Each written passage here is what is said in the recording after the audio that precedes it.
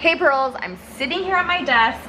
I just made some major updates to our family budget. I'm figuring out how to better manage my business budget, which is a total new thing for me now that I'm bringing in more of a regular income. So what I'm gonna do today is take you into our family budget. I'm gonna show you all the real numbers that go into our budget and explain to you how I move things around in order to make things work. Because when I first sat down with these numbers, it didn't add up and we were negative. So I'm going to show you the sacrifices we're making and the adjustments we're making, the real life numbers of our family budget. If you need help with tips to help you figure out how you can live the life you want for your family, but without stressing about money, this is a video that's going to help you do it.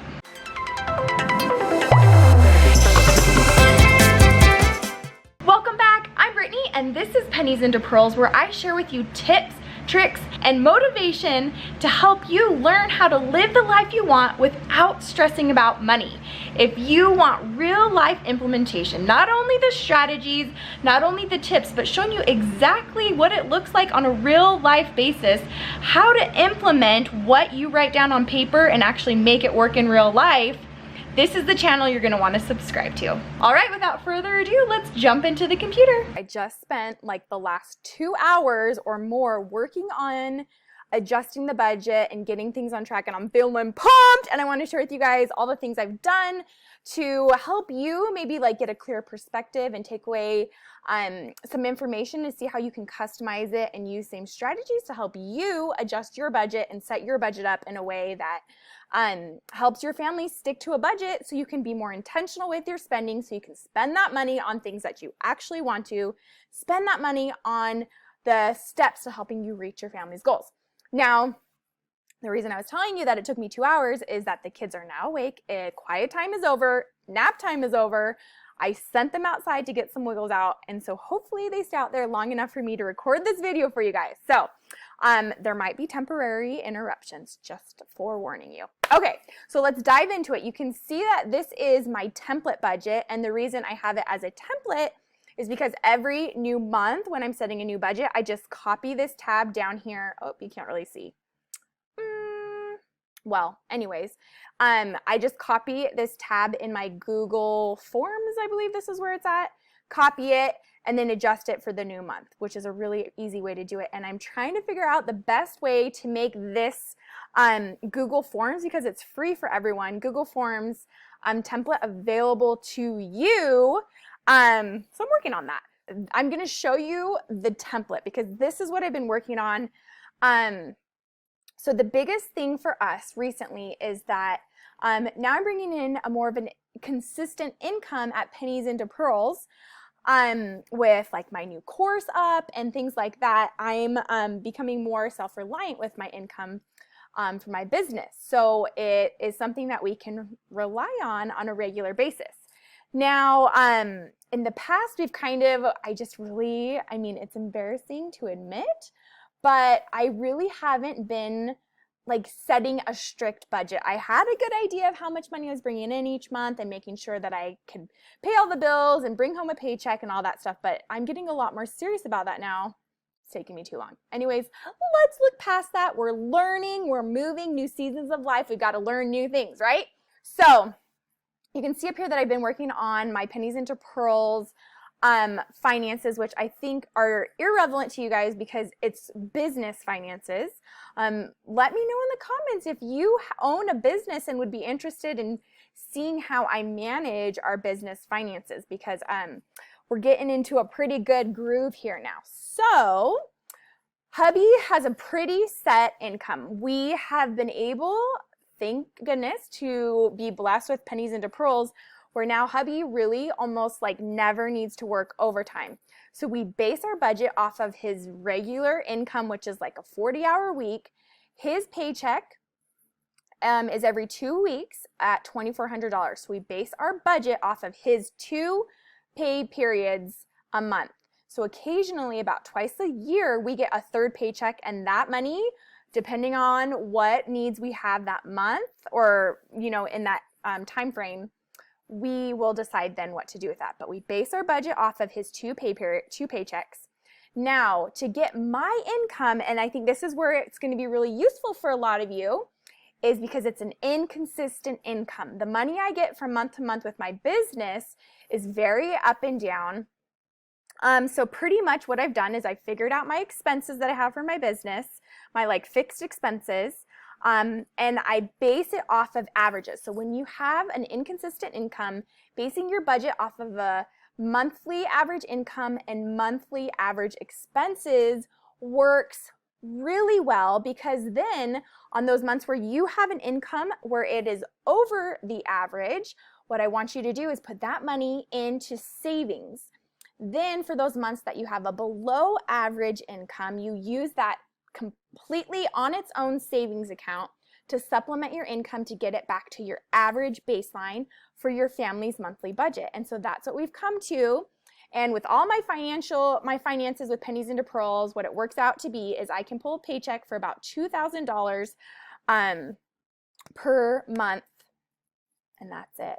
Now we have huge goals. Like we want to be able to save $100,000 to a house remodel within 5 years. Want to pay our house off within 15 years, and our mortgage was not low. I've been taking bigger paychecks than this in the past, but now what I've set up is I'm putting money aside for taxes, money aside for marketing, money aside for just business savings in general, because what I want to do, just like we're trying to achieve with our family finances, is get around 3 to 6 months of expenses and savings for the business, separate from our goal savings for the family, which that'll have to be a whole new video where we set and talk about our family goals. Let me know in the comments if you want to see a video on about our family goals and all the numbers that go with it and how we plan to achieve it. Let me know in the comments. And you guys, if you have any questions about our family finances, we're an open book, so leave those in the comments as well. Now I have a better budget set up for my business finances. I'm like, okay, I know every month I'm giving myself a paycheck of $2,000. So you can see with pay period number 1, hubby gets a paycheck and I will pull a paycheck of $2,000. So our total combined income for the first half of the month is going to be $4,400, and then just hubby's paycheck for the second pay period of the month is $2,400. So the goal was to get all of the bills as much as we could into this first pay period. And so you can see, let me just walk through that and then I'll walk through the second pay period. So we pay 10% tithing to our church. You can, if you have questions about that, let me know. Then we set aside half of our mortgage payment with the first paycheck, half of the mortgage payment with the second paycheck. That way we have it all ready to go before it's even due. We pay about $154 per month in car insurance, $127 for cell phone. We put $248 a month towards preschool, but you'll see, oh yeah, in the second half where how we save up for that. Then we set aside $400 per pay period for gas. We spend a lot of money on gas. I just don't want to think about it. It's in the budget. I can stop thinking about it. It's set in there. $14 a month for Netflix. We pay a fast offering to our church to help with local needs, $40 per month. I would love to get that up much higher in the future. Then we have a cash budget, and I've adjusted that because when I lowered my take-home pay in order to set money aside for savings in the business, the numbers didn't line up. And this is one of the areas where we had to figure out where are we going to take from in order to supplement that loss in income. So I'll show you that more in depth here in just a second. We pay our insurance for our hot rod annually, so we set money aside into savings each month. I just took how much it costs per year divided by 12, and that's how much we put into savings. Cox is our internet provider, $55 per month. And then utility savings. So a lot of our utilities are paid like every other month, or like our propane is just when our propane tank gets low. So I adjusted this as well because What we're finding in the winter months is that propane is like almost double the cost that it is in the summer. So we're going to fill up at the end of the summer just to like top off our tank at the lower price. But we did bump up our utility savings by $40 per month in order to supplement for that higher cost that we was an unplanned expense last winter, but because we learned from our mistake, and this is something that I teach in my online course, 30-Day Family Finance Rescue, is that when you have an unplanned expense, it's likely to happen again. So if you figure out how to adjust your budget, make room in your line items to be able to start planning for that to happen again in the future, unplanned expenses are going to happen less and less and less, and the less you're going to be dipping into your emergency fund, which is huge. So you can see that our total fixed expenses are $43.18. Our income is $4,400. So I have this set up. So that shows that the first half of the month will have a surplus of $82, giving us wiggle room for anything that maybe I miss or overlook. Now you can see for the second pay period, hubby's paycheck, I'm not going to be bringing home, I'm not going to be taking a paycheck other than the first paycheck. So it's just $2,400. We're going to pay 10% tithing off of that, put half of the mortgage payment into a savings account. I have the whole video on all the different savings accounts we have. They're actually separate different accounts. $400 for the second half of the month for gas. Our power bill is usually around $40, but I set the budget at $60 to make sure we have enough room. And then we put $104 into savings for preschool. Yes. Oh, and then if you watched my last budget update, you would know that one of our splurges we recently are actually considering an investment because I am trying to be a stay-at-home mom and start an online or grow my online business. We recently have invested in a housekeeper, which has been such a blessing. It's like my favorite investment I've ever made into my business. I love it. So it's $120 per month. They come once a month. So you can see that we have a little bit of wiggle room, about $26 at the end of that second pay period. So that's how it breaks down. And the things I actually realized that I was in my budget, I was double paying, not really, but in my budget, like I had cell phone on the first one and cell phone on the second one. So I had a couple things that I was able to adjust that made the numbers work a little easier. My cash envelope budget, we adjusted. So I lowered our monthly groceries. Originally, we were spending around $300 for the monthly groceries. Let me look at the numbers real quick, because these numbers are per paycheck.